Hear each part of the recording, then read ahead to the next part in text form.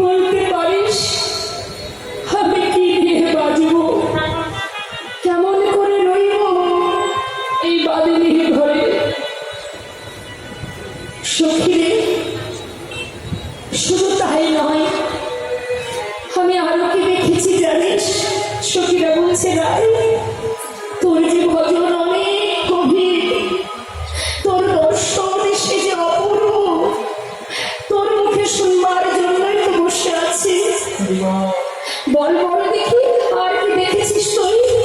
জানিস সখী, চূড়ার উপরে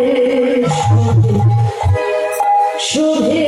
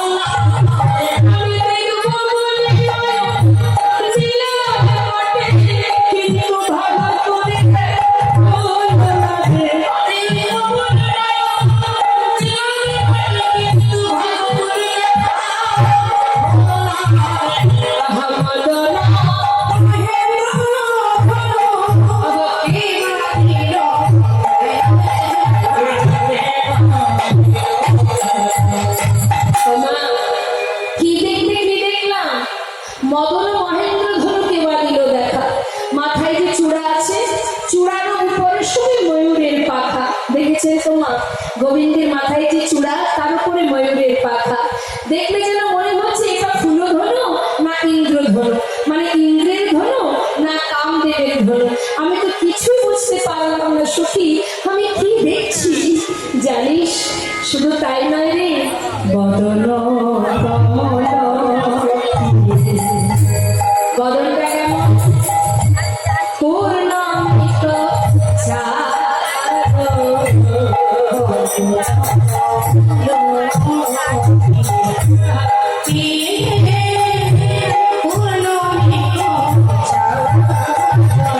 আমার ধন কান্ধলি ওই কৃষ্ণায়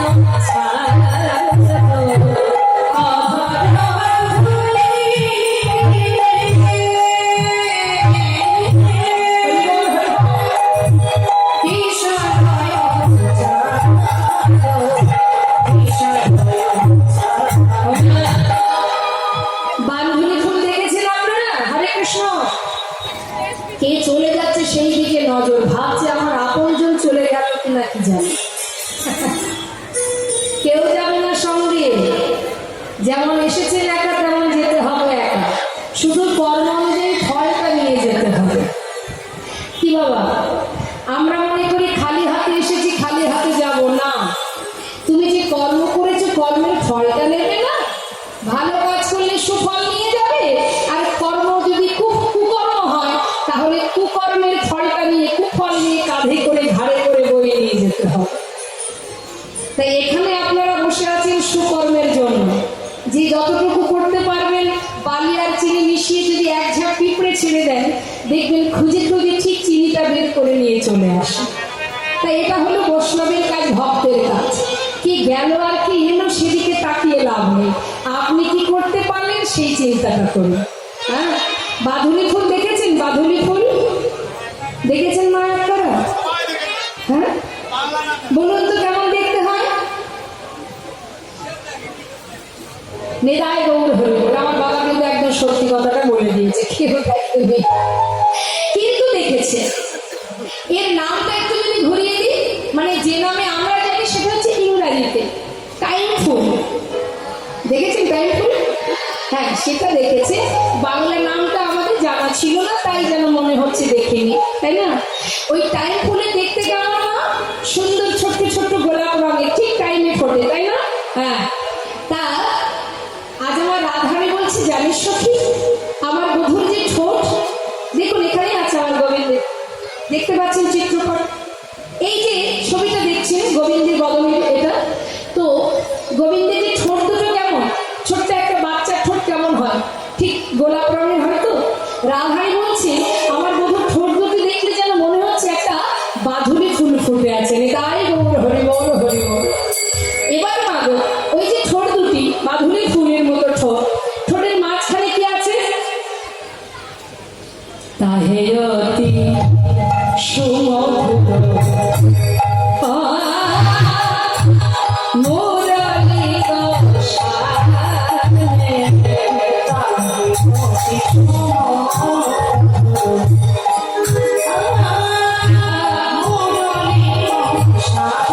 গোসানে মুরলী ধরে শুনে কি হয়েছে? ভাঙিল আখি সাংঘাইল প্রাণে, ভাঙিল সাংঘাইল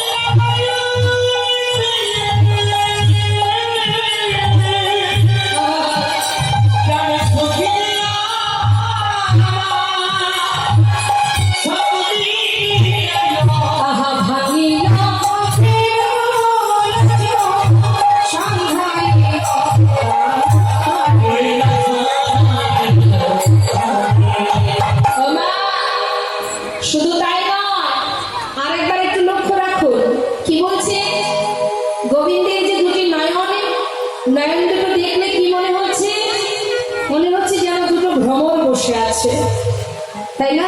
ঠিক দেখছেন তো? ভালো করে দেখুন কি বলছে রাধারানী। নয়ন যুগল কিয়ে ভ্রমর বিরাজে,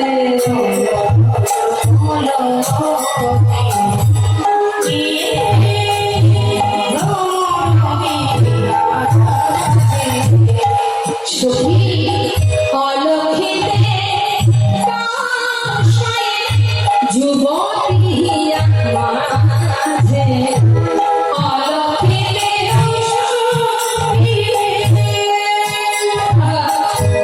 যুবতী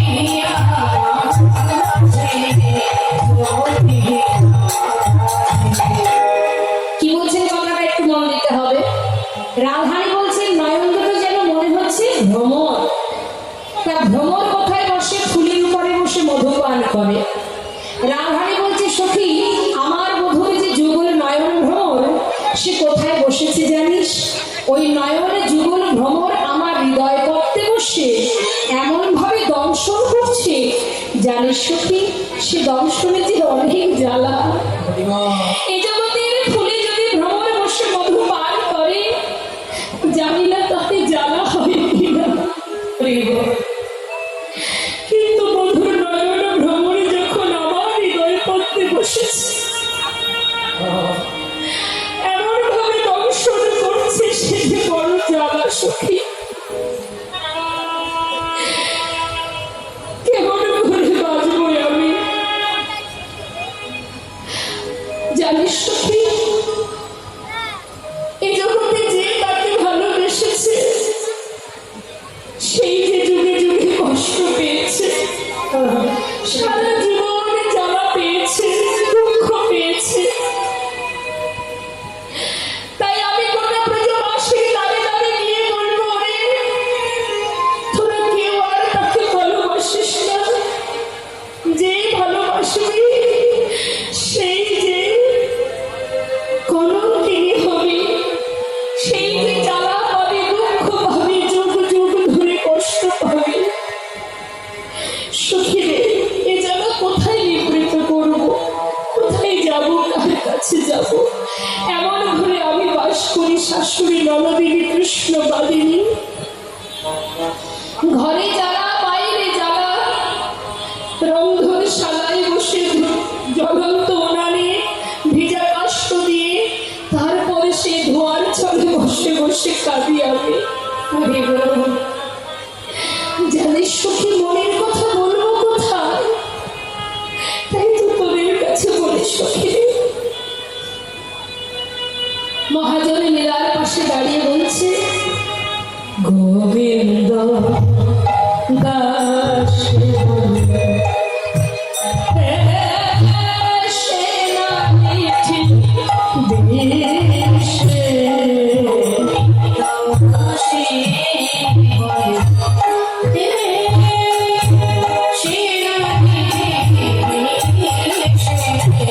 না পিয়ে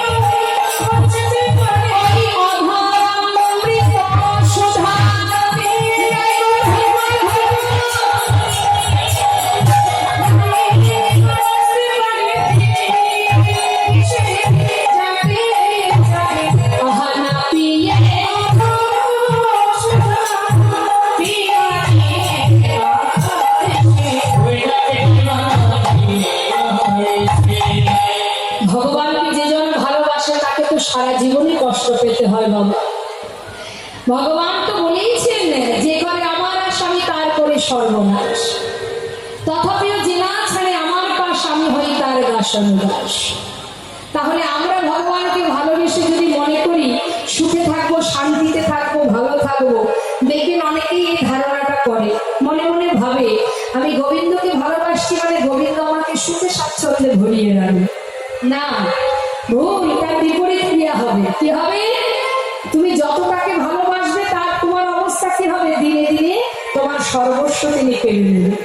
এখন হয়তো আপনারা ভাববেন কেড়েই যদি নেন তাহলে আর ভালোবেসে রাখবে। ভগবানকে ভালোবাসলে যদি তিনি দুঃখই দেন, কষ্টই দেন, তাহলে আর ভালোবেসে রাখবেন। তাই গৌর হরিণ। কিন্তু মায়েরা বলুন দেখি, আপনি শাসন করেন কাকে? যাকে আপনি ভালোবাসেন। যাকে ভালোবাসেন না তাকে শাসন করতে যাবেন? রাস্তার কোনো অচেনা ব্যক্তিকে জ্ঞান দিতে যাবেন, শাসন করতে যাবেন? কাকে দেবেন শাসন? যাকে আপনি অন্তর থেকে ভালোবাসেন তাকেই আপনি শাসন করেন। তার একটা সুন্দর প্রমাণ বলি বাবা। ছোট ছোট বাচ্চারা যদি খেলা করে, তার মধ্যে যদি আপনার বাচ্চাও থাকে, খেলা দেখে আপনি খুশি হয়ে যদি কোনো খাবার দেন, তাহলে কি মা শুধু নিজের বাচ্চাকে দেবেন না সবাইকে দেবেন? বেশ, তাহলে খাবার দেওয়ার সময় সবাইকে দিচ্ছেন। এবার মনে করুন কিছু সময় পরে দেখলেন তাদের মধ্যে মারামারি হচ্ছে, একে অপরকে মারামারি করছে, সেই সঙ্গে আপনার বাচ্চা বলেছে সেও মারামারি করছে। ছুটে গিয়ে সবার আগে আপনি কার হাতটা ধরবেন? আগে নিজের বাচ্চার হাতটা ধরে বের করে আনবেন, প্রয়োজনে তাকে একটা চড়ও মারবেন। সে বসে বসে কাঁদবে, কেন মা মেরেছে তাই কাঁদছে। কিন্তু আপনি তো জানেন আপনি কেন তাকে মেরেছেন, তার ভালোর জন্য। দ্বিতীয় দিন যেন এই কাজ আর না হয় সেই জন্যই আপনি শাসন করলেন। তাহলে আপনি জানেন, আহা সে জানে না যে মা কেন মারলো, সে কাঁদবে। অর্থাৎ আমরা কাঁদি, আমরা কষ্ট পেলে কাঁদি। কিন্তু আমরা কেন কষ্ট পাচ্ছি, কেন তিনি আমাদের শাসন করছেন, সাজা দিচ্ছেন, কেন যন্ত্রণা দিচ্ছেন, সে তো তিনিই জানেন। আর তাকেই শাসন করেন তিনি যাকে তিনি নিজের করে ভাবেন। তাই শুধু ভরসা করতে হবে। মা কষ্ট দিচ্ছ, মেনে নিলাম। সুখে রাখছ, মেনে নিলাম। তুমি যেমন ভাবে রাখবে আমি তাতেই খুশি। হে দয়াময়, শুধু তোমার কাছে একটি নিবেদন, যেন আমার কাছ থেকে তোমার নয়নটা তুমি ঘুরিয়ে নিও না। তুমি যেমন ভাবে রাখবে আমি তাতেই খুশি। তুমি যদি আমার সঙ্গে থাকো, এটাই তো ভক্তের লক্ষণ। কষ্ট পেলে তার প্রতি ক্ষোভ দেখিয়ে কোনো লাভ নেই। আমাদের জীবনের কষ্টের কারণ হলাম আমি। জানতে অজান্তে কত অপরাধ করে চলেছি বাবা। জেনে রাখবেন, জেনে শুনে কোনো কাজ করি, যদি ভুল কাজ করি তাতে যেমন পাপ হবে, আবার না জেনেও যদি কোনো ভুল করে থাকি তাতেও পাপ। পাপ, অপরাধ, অপরাধী তুমি যেভাবেই করো না কেন, জ্ঞানেই করো আর অজ্ঞানেই করো। তাই জীবনে যেমনটাই আসুক না কেন, যেমনই কষ্ট আসুক না কেন, ভগবানকে ভালোবাসতে হবে। এটাই আমাদের সব থেকে একটাই চিন্তা, আমরা কৃষ্ণচরণের দাস, আর কিছু নয়। দুঃখ পেলে ভগবানকে সেবা দেবো না, তাকে ডাকবো না, এমনকি প্রণাম পর্যন্ত করবো না, এটা তো বোকাদের কাজ। এটা মানুষের কাজ নয়, এটা বোকাদের কাজ। অনেকে দেখবেন কষ্ট পেলে এই কীর্তনে আছে। এক জায়গায় গানে গিয়েছিলাম, কীর্তনের আসরে ছিলাম। একজনের জীবনে একটা কষ্ট এসছে বলে সে আর কীর্তন শুনতে আসেনি। কিন্তু এমন জায়গায় আমরা গেছি মা, সকালবেলায় বাবা মারা গেছে, সন্ধ্যাবেলা সেখানে আমারই কীর্তন, আমাকে যেতে হবে। গিয়ে শুনলাম যে তার বাবা সকালে মারা গেছে।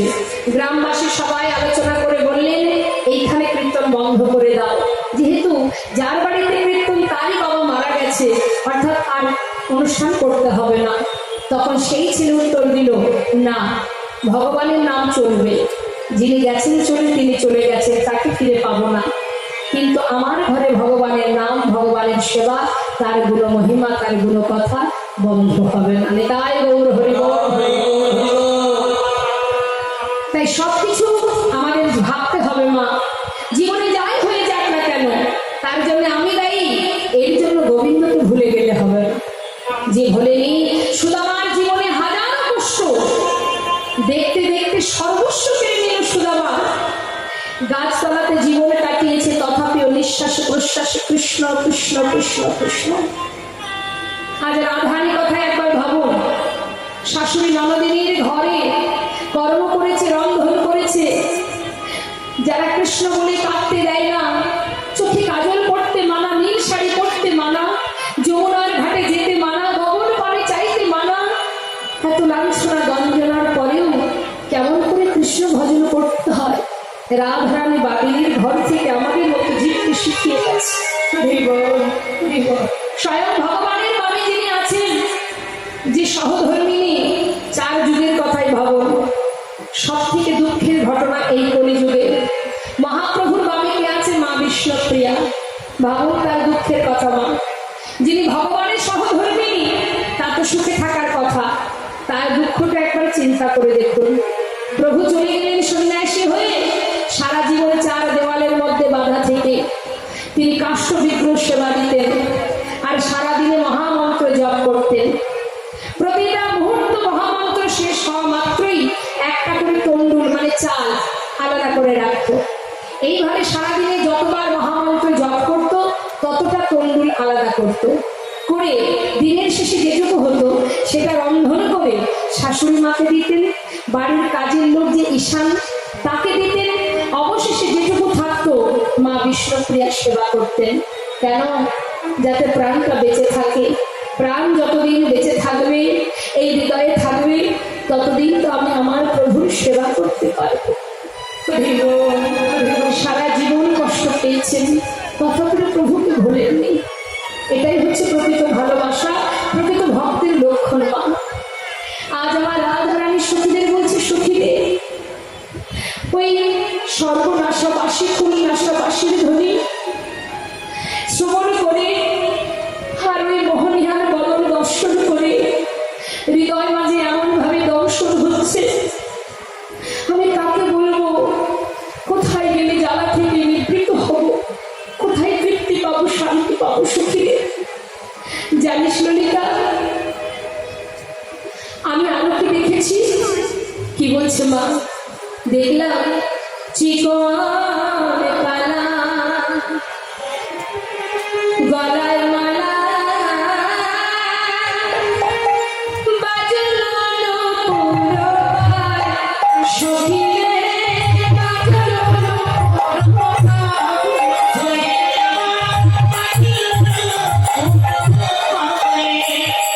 আমি দেখিলাম গলে গলে মালা তুলেছে, আমি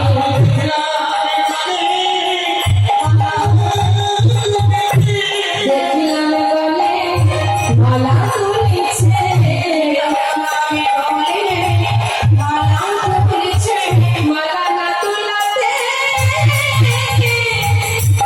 আপনি গলে দেখলাম গলে মালা তুলেছে,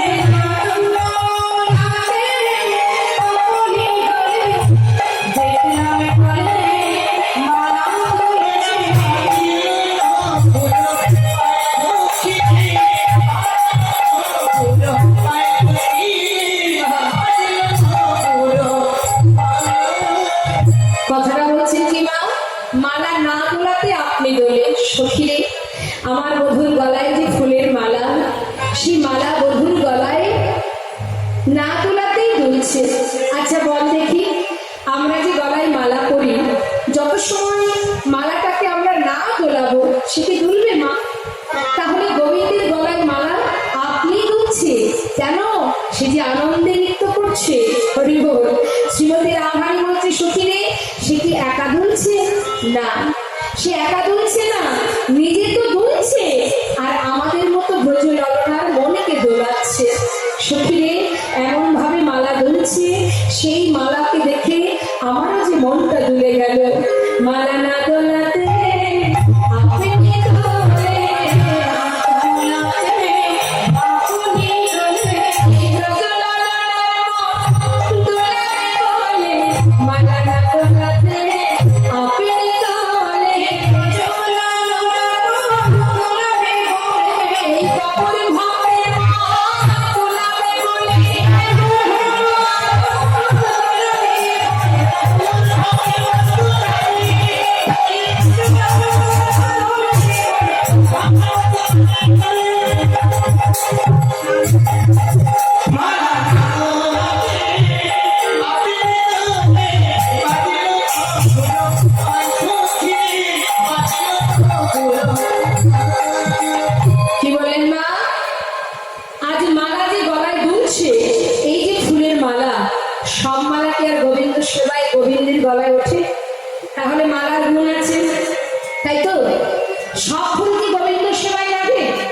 তাও লাগে না। তাহলে ফুল তো গাছে অনেক ফোটে, কোন ফুল গিয়ে গোবিন্দ চরণে পৌঁছায়? নিশ্চয়ই তার সুকৃতি ছিল, তাই গোবিন্দ সেবায় লেগেছে। সুকৃতির দরকার মা, না হলে গোবিন্দ সেবায় লাগা যায় না। আর গোবিন্দের কণ্ঠে উঠেছে, এটা আমার আপনার কণ্ঠ নয়, ভগবানের কণ্ঠে। তাহলে গুণ, কণ্ঠেরও গুণ আছে, মালারও গুণ আছে, ফুলেরও গুণ আছে, তাই তো? তা বলছে সখী, সে তো আনন্দে দুলছে, আর আমাদের মতো ব্রজলালনা ব্রজগোপীদের মনকে দোলাচ্ছে। আর শুধু তাই নয়, দেখলাম চরণে যে নূপুর, সে বাজছে। আর কি বলছে? নূপুর বলে আমি জিতাম জিতাম, আমি জিতাম জিতাম, আমি প্রাণে কাঁদিতে চরণে পেয়েছি। নূপুর বলে আমি জিতাম জিতাম,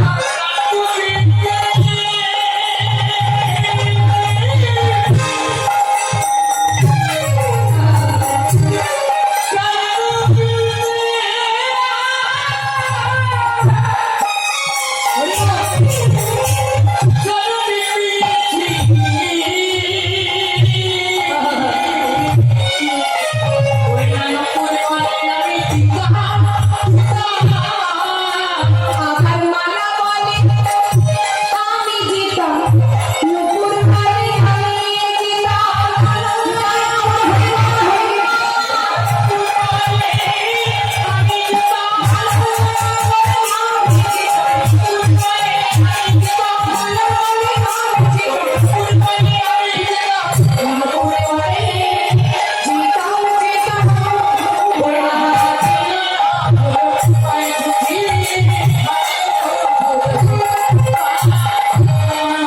বলুন দেখি সমস্ত ভক্ত যারা আছেন, ফুলের মালা যে গলায় উঠে আছে সে বলছে আমি জয়ী, কারণ গোবিন্দের কণ্ঠ পেয়েছি।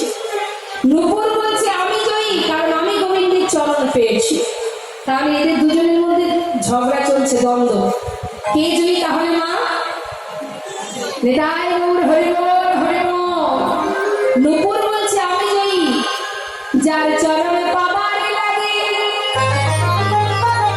এই জগতের যিনি ঘর ছেড়ে পথে নেমে যায়, যার চরণে পাবার জন্য কত যোগী মুনি ঋষি যুগ যুগ ধরে সাধনা করে, যার চরণে পাবার লাগে ফুল তুলসী চরণে দিয়ে একবার কৃপা করো বলে জীবে কাঁদে।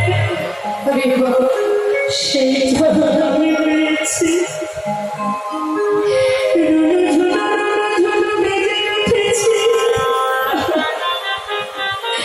আমি জানি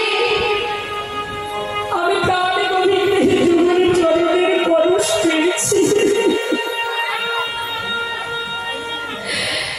জগতে সেই তো জয়ী মা, যে জন গোবিন্দের চরণ লাভ করেছে।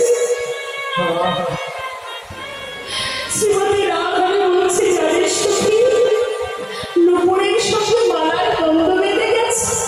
এই জয়ী, শুধু তাই না, জানিস আমি আরো দেখেছি, ওই জোড়ার ফুলে ভবনা বলে তীরছ নয়নে তীরছ নয়নে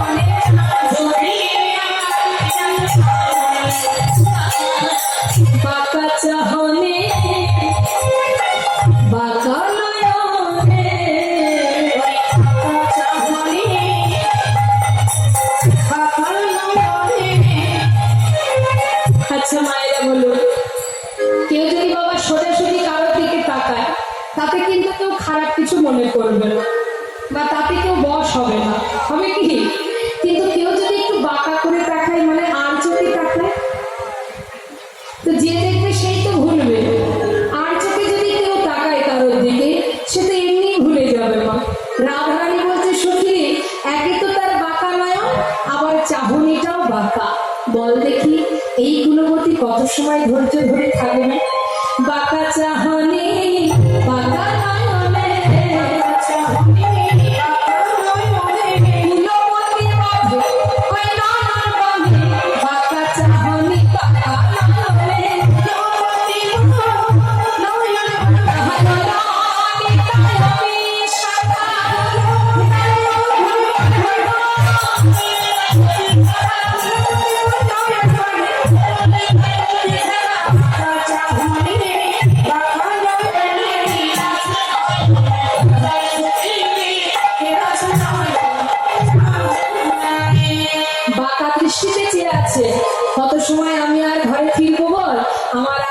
হলো না সখী রে, আমি তো আর ঘরে যেতে পারছি না। জানিস সখী, কি আর বলবো তোদের কাছে, ওরে কালিন্দির কুলে আমি কি দেখিল সখী, ওই কালিন্দির কুলে আমি দেখিল সখী, ওরে ছলিয়া না গড়পান সখী রে,